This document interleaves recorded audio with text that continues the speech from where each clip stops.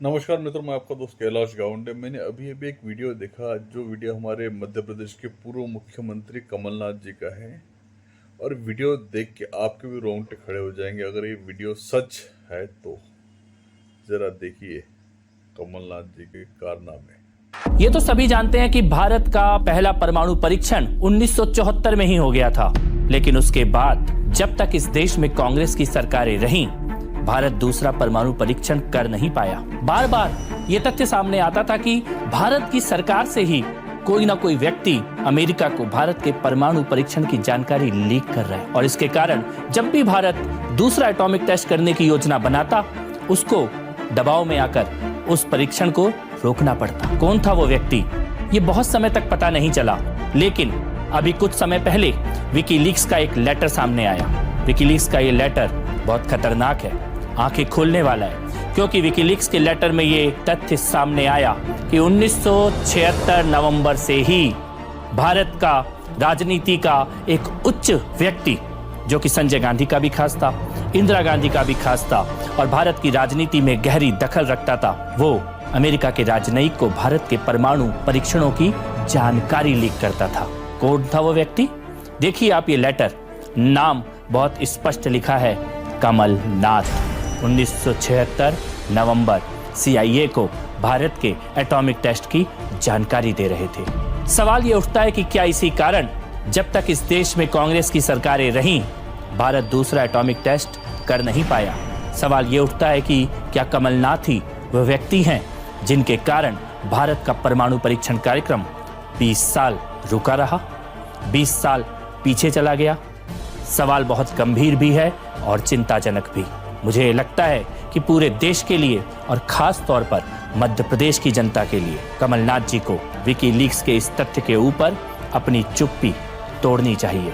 तब तक तो हम और मध्य प्रदेश के सभी लोग यही मानेंगे कि भारत का परमाणु परीक्षण कार्यक्रम कमलनाथ जी की चक्की में पिसता चला गया। कमलनाथ की चक्की चलती है देर से, पर बहुत बारीक पिसती है। जी हाँ, कमलनाथ की चक्की में पिस गई हजारों बेगुनाह सिखों की जिंदगी। कमलनाथ की चक्की में पिस गया भारत का सुख, चैन और अमन।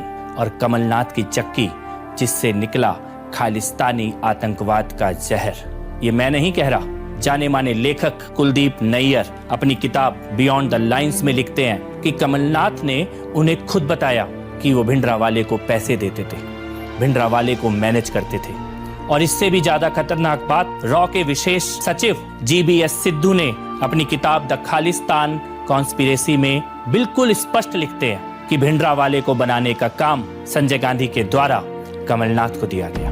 तो एक तरफ भिंडरावाले को बनाया और दूसरी तरफ हजारों सिखों का नरसंहार। 1 नवंबर 1984 की वो सुबह, इंदिरा गांधी जी की हत्या के अगले दिन दिल्ली उस वक्त जल रही थी। दिल्ली का तिलक नगर, दिल्ली का त्रिलोकपुरी और दिल्ली का रकाबगंज गुरुद्वारा।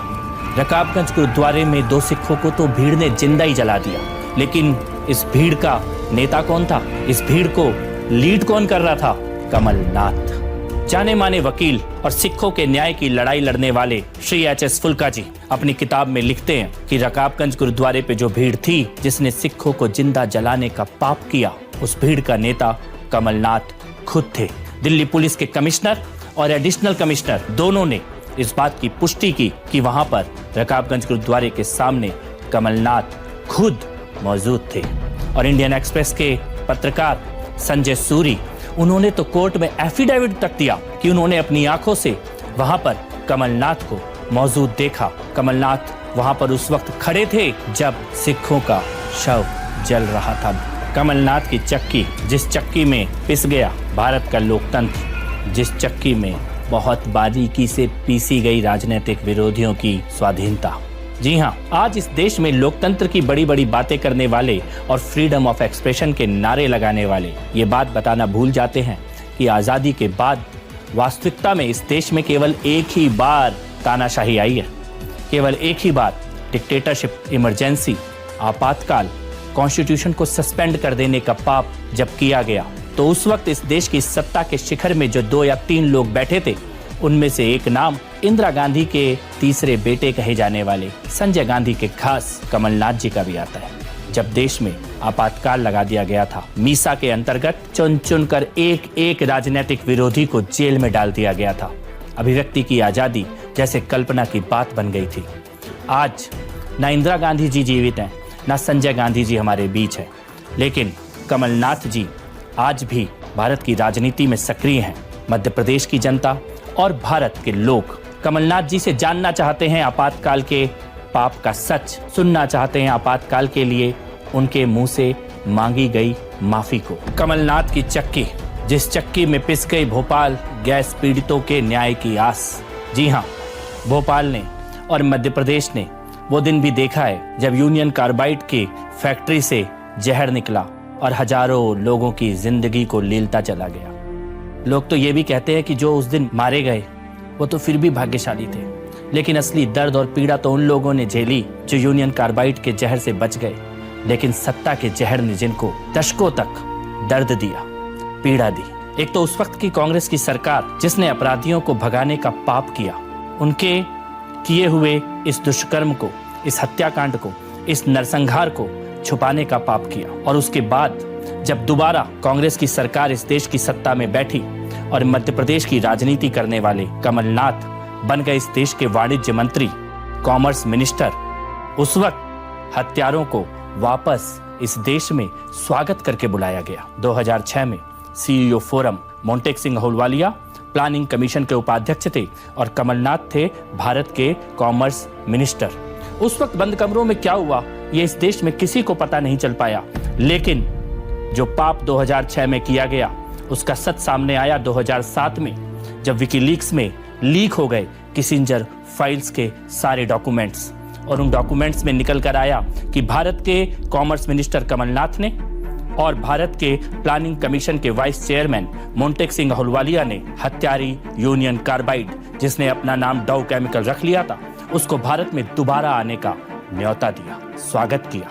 और यहां तक कि यूनियन कार्बाइड को, डाउ केमिकल को यह आश्वासन दिया कि जहर की सफाई की आपकी जिम्मेदारी नहीं है। साइट में जो पॉइजन है, जो लिक्विड है, मिट्टी में जो जहर मिला हुआ है, वो पाप की फैक्ट्री, हत्यारी, नरसंहार की गवाह, उसको साफ करने का डाउ केमिकल का कोई काम नहीं है। पाप से भी और पाप की जिम्मेदारी से भी, दोनों से डाउ केमिकल को मुक्त कर दिया गया।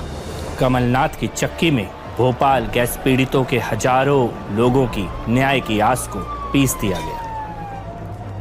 कमलनाथ की चक्की जिसमें पिस गया भारत का स्वाभिमान, कमलनाथ की चक्की जिसमें से निकले भ्रष्टाचार के सौदे की एक ऐसी डील जिसके कारण भारत का सिर पूरी दुनिया के सामने शर्म से झुकने के लिए मजबूर हुआ। सोचिए कितना शर्मनाक होगा वो दिन जब विदेश की कोई जांच एजेंसी विदेश के अधिकारियों को इसलिए गिरफ्तार करे कि उन्होंने भारत के नेताओं को और अफसरों को रक्षा और सुरक्षा से जुड़े एक मामले में रिश्वत दी। जी हां, अगस्ता वेस्टलैंड की डील एक ऐसा ही मामला है।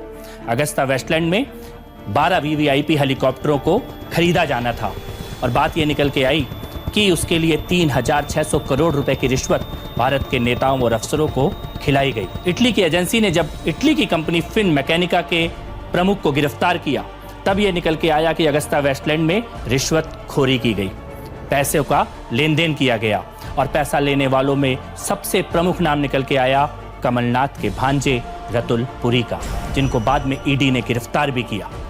लेकिन पाप और भ्रष्टाचार की यह गंगा यहीं पर खत्म नहीं होती, क्योंकि जब अगस्ता वेस्टलैंड से जुड़े हुए भ्रष्टाचारी राजीव सक्सेना से पूछताछ हुई, उसकी कंपनियों को जांचा गया, खंगाला गया, तो निकल के आया कमलनाथ के बेटे बकुलनाथ और उनकी कंपनियां राजीव सक्सेना के साथ डील करती थी, फंडिंग करती थी, उनके तार एक दूसरे से जुड़े हुए थे।